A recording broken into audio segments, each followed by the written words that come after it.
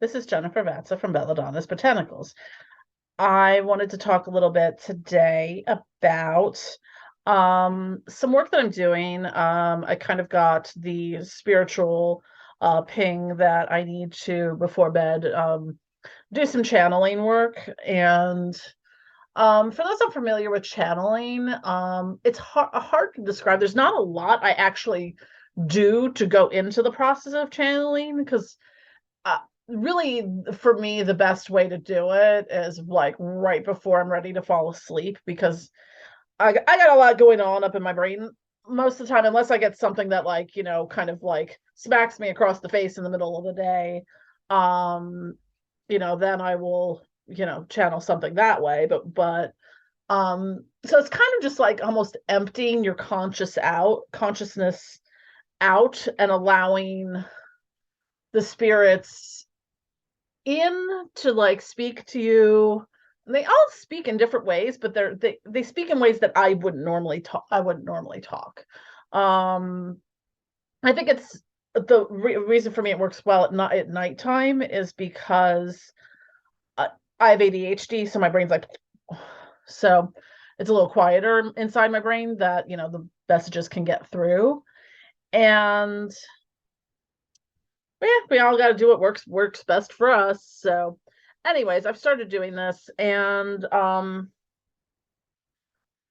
so a lot of times when I'm channeling, got some random formulations for a symbolic blood formulation, which and something called banish all the things, which has got to be, just looking by the ingredient list, the most disgustingly smelly thing on earth. So, but I get useful stuff too. And what I'm going to talk about in this channeling, because it's actually a pretty cool concept. I hadn't thought about it, but I'm like, you know what? I'm going to do this. But yeah, it kind of started off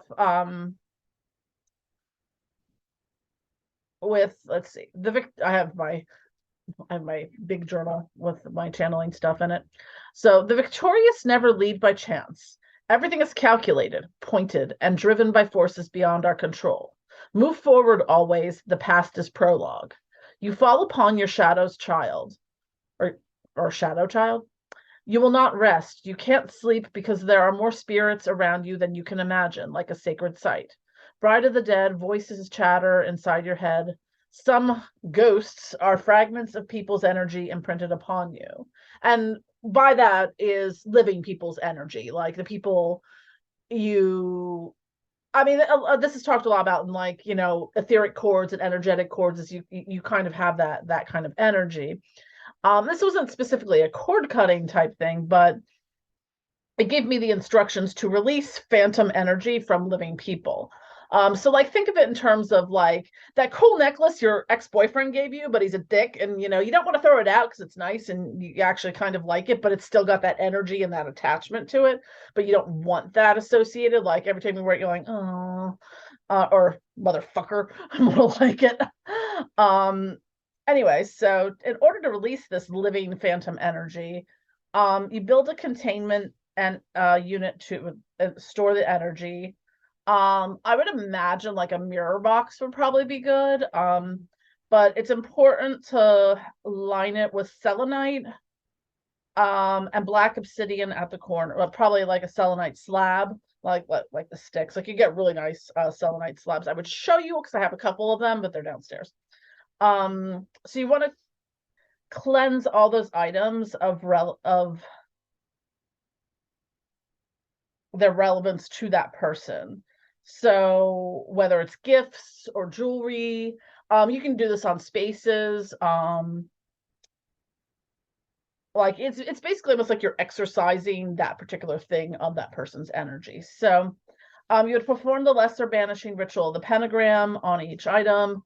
And if you don't know how to do the lesser banishing ritual, the pentagram, there are like 4 million videos on how to do it and instructions online. So Google it or YouTube it. You want to take the object, if appropriate, and either immerse it in salt or cleanse it on selenite.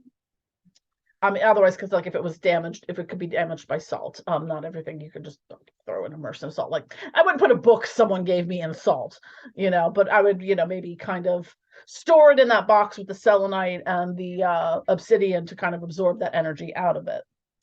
So you want to banish the energy and return to sender in a way, not in like a baneful negative way, but you want to send that person's energy back to them. Like, hey, it was nice to know you. I don't need this anymore. Here's that part of you left behind. And so that would take care of any of the energetic soul fragments of the person that are still attached to that object. And then after you've done that, you want to recharge the energy after it's cleansed into a neutral or deactivated state, like something you just bought. There's no energy attachments to it. There's no memory attachments to it.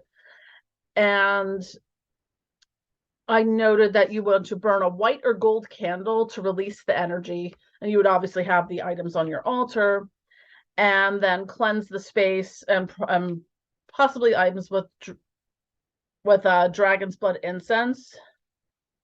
And, in closing, give thanks and any type of offering to the spirits that you work with that helps, remove this energy and send it back to from whence it came. And believe me, I'm going to be doing that with a lot of stuff. Because some people sense energy a lot more intensely than other people do, and I'm one of those people. Like when I go to like a crystal or gem show, I have to at least once an hour go sit outside for like 20 minutes because I just get so overwhelmed by all these conflicting energies from all the crystals and minerals and fossils and people. So anyways, I hope that helps, as far as, ideas for ritually type things that might be beneficial to you. So anyways, thanks for watching. Don't forget to click like and subscribe and banish those icky living people energies off your stuff. Goodbye.